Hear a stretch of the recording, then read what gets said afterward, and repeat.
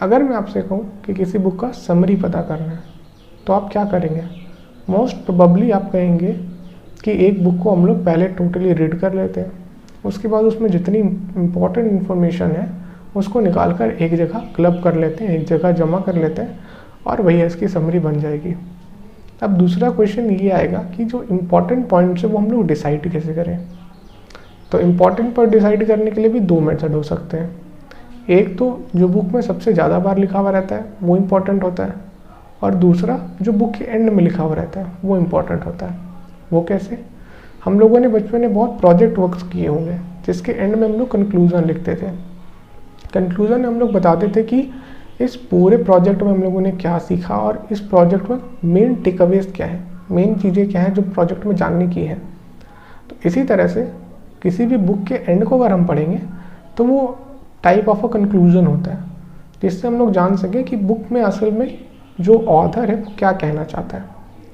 एक और चीज़ video start करने से पहले में जाननी पड़ेगी कि वेदों और भगवद गीता में जो पॉइंट ऑफ व्यूज़ है उसमें कोई अंतर नहीं है। मतलब ऐसा नहीं कि भगवद गीता एक बात बोलती है और वेद दूसरे बात बोलते हैं। दोनों वेद और भगवद गीता दोनों ही एक मत है, मतलब दोनों ही एक ही चीज़ के बारे में बात करते हैं। ये मैंने आपको पहले ही प्रूव कर दिया था शिव जी और कृष्ण भगवान से रिलेटेड जो वीडियो थी, जब मैंने उन दोनों का कंपैरिजन किया था उसमें। तो उसका लिंक आपको डिस्क्रिप्शन में मिल जाएगा, आप एक बार उसको चेक कर लीजिएगा। गीता और वेद में कोई अंतर नहीं है, इसीलिए हम लोग गीता के कुछ श्लोक देखने वाले हैं और पता करने वाले हैं कि सबसे इम्पोर्टेंट आखिर लाइफ में है क्या। तो चलिए स्टार्ट करते हैं। भगवान ने बहुत बार कहा है भगवद गीता में कि मेरी भक्ति करो। तो हम लोग बीच बीच के पॉइंट्स नहीं देखेंगे, हम लोग डायरेक्ट लास्ट वाले कंक्लूजन को देख लेते हैं। वैसे मैं आपकी जानकारी के लिए बता दूं कि भगवान ने भगवद गीता में बीच के अध्यायों में बहुत सारे श्लोकों में कहा है कि मेरी भक्ति करो, मुझे सरेंडर करो, मेरा स्मरण करो और युद्ध करो। भगवान अर्जुन को कहते हैं तो मेरे ऊपर सरेंडर करो और उसके बाद मेरी भक्ति करो, यही सबसे सरल उपाय है। तो अभी हम लोग यहाँ लास्ट वाले कुछ श्लोक देखने वाले हैं। Part 55, 18th chapter Bhagavad Gita.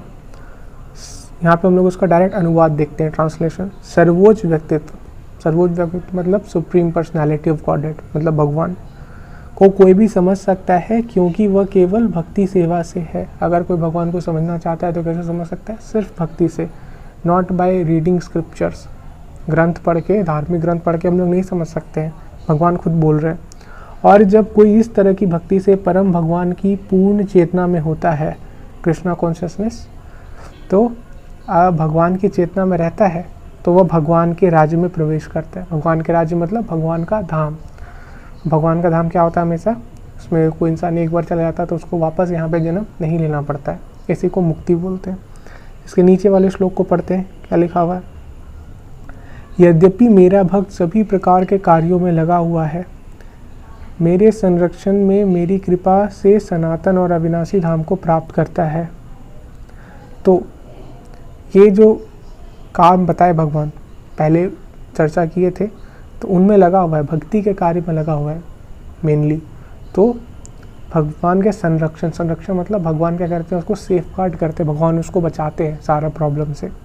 तो मेरे संरक्षण में मेरी कृपा से, सनातन मतलब जो हमेशा से था, और अविनाशी मतलब जो सदा रहने वाला है, मतलब वो कभी ख़त्म नहीं होगा। अविनाशी मतलब जिसका विनाश ना हो सके, धाम को प्राप्त करता है। धाम मतलब घर, एरिया।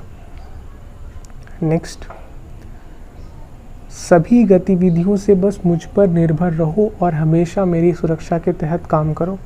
ऐसी भक्ति सेवा में मेरे बारे में पूरी तरह सचेत रहो। भगवान ने कह रहे हैं, इंस्ट्रक्शन दे रहे हैं, तो हमेशा भगवान पर डिपेंड रहो।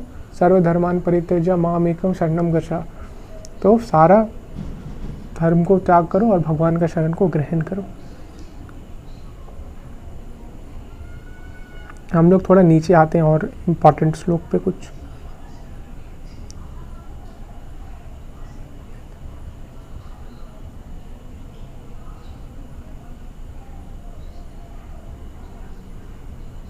यहाँ पे भगवान क्या लिखते हैं? इस प्रकार मैंने आपको सभी ज्ञानों में सबसे गोपनीय बताया है।